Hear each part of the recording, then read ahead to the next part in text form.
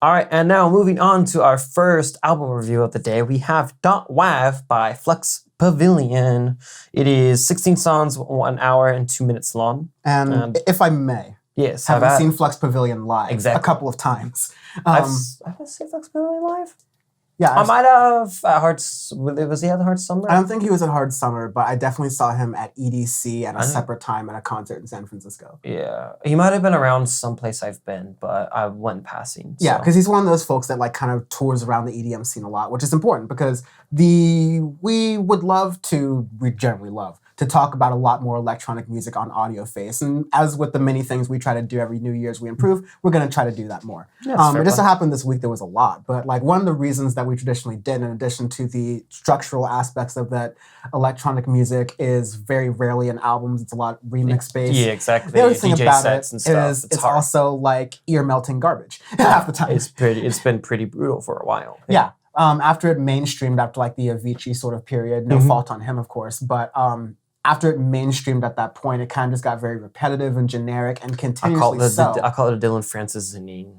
Yeah, the hypey-typey aspect. The hypey-typey bullshit, as I call it, for like 4 years. Yeah, but it was like an extended period of EDM for 6 years where you go to any electronic festival and that's kind of all you got. And so my hope for all of those things in our State of Music conversation, which, wow, we're going to have to do that soon, it has been my hope that in electronic music, some of the artists who I knew had a lot of the sauce kind of going into it branched out and did more, I mean, not have to be like Daft Punk style orchestral works, but something to show the fact that, hey, electronic music is a really like bare bones, look at Kolsch's album last year, of how amazing that was. I mean, you have Kolsch, you have Justice, you have a lot of electronic artists who've gotten this way. I would even say, going into indie a little bit, Dan Deacon's album from last year that was very electronically focused was like a beautiful piece. You even had like acts 1 through 4. You even have part of like Sufjan Stevens' album and stuff too. It explored elements of EDM and stuff. And there's a lot of things that are starting to get branched out more. But these are 2 albums that we're going to review today. Obviously, this one,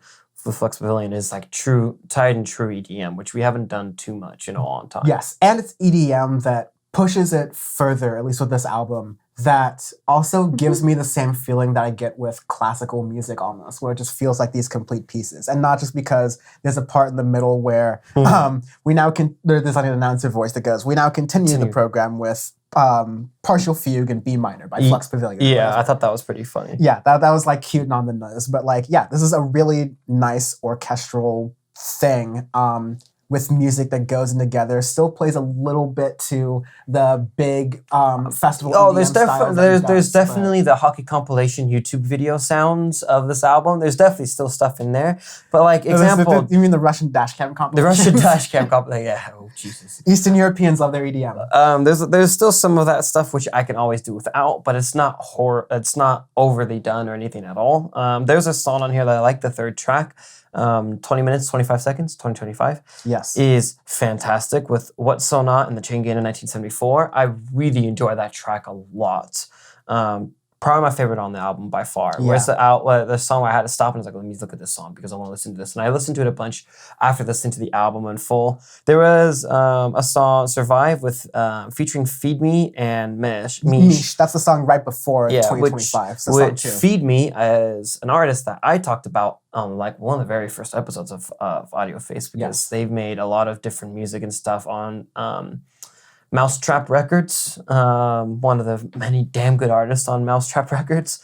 And it's a song that I like. It's a little too hyphy for me a little bit, but it's getting me into it where it's not super cliche. Yeah, and what Sean's talking about is it's trance-inspired, and I have nothing wrong with trance as a subgenre of EDM. Yeah, you like it. And like, yeah, I do. In bits, not my favorite genre of EDM. It's nothing I'd like to listen to for long periods of time, like I could with like drum and bass or something. Drum and bass or future house, for example. But I do like it in bits, and some of the complaints that one could have with it are that it is kind of overwhelming with the bliss points that it has in the middle. You get that because that's trance in here, but I think every time you have a really trancey song, you get into it a little bit later with Sink Your Teeth In featuring Drowsy and a couple of the other trancey songs, Catacosma with You and I.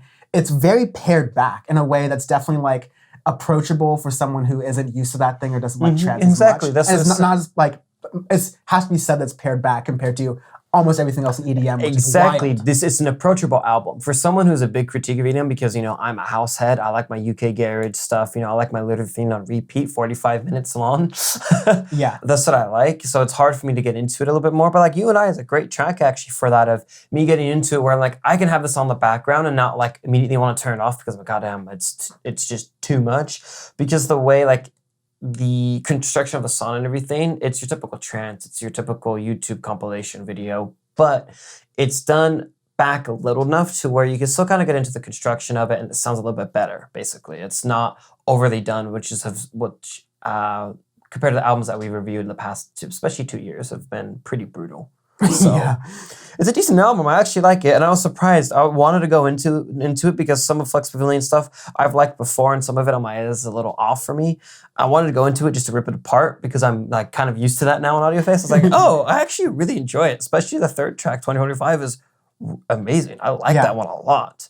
I always like to see what electronic artists do on their own. A lot of electronic is based out of collaborating with artists, usually vocalists as well, to kind of bring your song something. Yes. But I like to see what artists can do on their own. So you get an example with Twitter Bird, and it has nothing to do with my obsession with the website. But it's like a really nicely constructed thing that uses elements of almost everything you're pulling from in the album. Mm-hmm. So it's a little bit of the happy hardcore trance stuff, but kind of like the deeper bass thing in the background, kind of rubbing and scratching behind it to create a really blissful, floating, airy experience that goes with the full album. And I mentioned a lot about making it feel almost like classical music, because when you sit down at a classical music concert, which are another thing I'd really love to go back to, I have a it's funny enough, you may not know this about me, I have a membership for one of these, so we can actually go to some of them in Hollywood. Don't ask me about this. But okay, super random. Once they come back. But I like classical concerts and things like these performances and things like that. And so I like them because when you go into them, there's a beginning and the music flows and tells a story, even though there's not really a performance and there's no vocalist, but the music itself, the sounds tell a story. And not only does the album sound consistent throughout, even though it's traveling all these different kind of aspects of EDM, it's telling a story as you're kind of doing through the, you're telling a musical story as you're going through the whole thing. You don't have to follow along with it per se, but it's like, it's an experience that doesn't feel like you are stepping out of place in any transition to any of the songs, even though you're doing a lot of different things with the songs instrumentally. Yeah, it's a good album. I enjoyed it a lot, actually. I'm surprised I did, so... Moving on to our arbitrary scale this week is places you'd rather be than the United States right now because, COVID. Yeah. Looking at you, New Zealand. I'm jealous as fuck. Yeah, is that your pick? No, this would be some random island off of the Philippines where, COVID never hit. Or, maybe one person got it and they, drowned swimming or something, so then the rest of the island inhabitants didn't get it. Maybe, Guam? Yes, let's have a solid Guam. You could just have a random festival in Guam, in the middle of the Pacific Ocean. There's a random air base there or something. So maybe some people. There are a lot of entertainers that go through Guam, actually. I think I actually have some members who are from Guam. So, but anyways, good album. Good album. Yeah, very good. I definitely recommend listening to it if you like electronic music. If you like Flux Pavilion, it's definitely a good step forward. A little bit different from the old stuff, but still very approachable. Yeah. And if you want to take a little experience and dive into something a little new, try it. See what happens. It's really nice to play in the background when you're working on something, or it's even a little bit relaxing in a strange way. But maybe that's also me because I like all this music. Yeah. Maybe it's also just totally me.